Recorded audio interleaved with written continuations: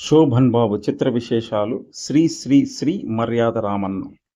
నలుగురు యువ కథానాయకులు అతిథి పాత్రల్లో నటించి గానగంధర్వుడు ఎస్పి బాలసుబ్రహ్మణ్యం పాడిన తొలి పాట గల చిత్రం శ్రీ శ్రీ శ్రీ మర్యాద రామన్న.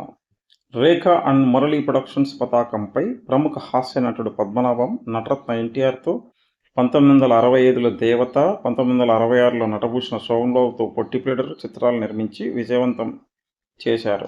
తమ 3వ చిత్రంగా నిర్మించిన చిత్రం శ్రీ శ్రీ శ్రీ మర్యాద రామన్న. ఈ చిత్రం జూన్ 2, 1967 నాడు విడుదలైనది. ఒక గొర్రెల కాపరి ఒక ఋషి వల్ల ఎవరికీ సాధ్యం కాని సమస్యలన్నిటికో తెలివిగా పరిష్కారం చూపించే మర్యాద రామన్నగా మారి తన రాజ్యంలో సమస్యలు పరిష్కరించడం ఈ చిత్రకథ. ఇందులో భాగంగా ఒక తీర్పు నలుగురి యువ కళాకారులకు సంబంధించినది.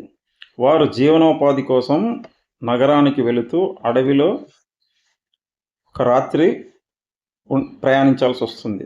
రాత్రి 4 జాములలో ఒక్కో జాములో ఒక్కొక్కరు మేలుకొని మిగతా 3 పడుకునేలా ఒప్పందం చేసుకుంటారు. మొదట మేలుకున్న శోభన్ బాబు ఊరకనే ఎందుకుండటమని ఒక అందమైన అమ్మాయి శిల్పం చెక్కుతాడు. 2వ జాములో మేలుకున్న హర్నాథ్ శిల్పానికి వస్త్రాలు అందచేస్తాడు.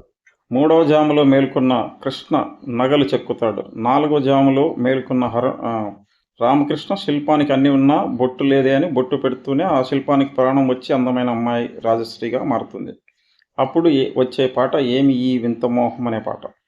ఆ పాటలో మొదట శోభన్ బాబు అభినయిస్తాడు. శోభన్ బాబుకు గానగంధర్వుడు ఎస్పి బాలసుబ్రహ్మణ్యం నేపథ్య గానం చేశారు. అదే ఆయన పాడిన తొలి సినిమా పాట. 2వ హీరో హర్నాథ్కు ఘంటసాల, 3వ హీరో కృష్ణకు ఈలపాటి రఘురామయ్య నేపథ్య గానం చేశారు. ఆ నలుగురు రాజశ్రీ కోసం పోటీ పడతారు. ఎటూ తేల్చుకోలేక వారు సతమతమవుతుంటే మర్యాద రామన్న చూసి వారికి తీర్పు చెబుతాడు. ఈ సన్నివేశంలో నటించిన నలుగురు యువ కథానాయకులు హర్నాథ్, శోభన్ బాబు, రామకృష్ణ మరియు కృష్ణలు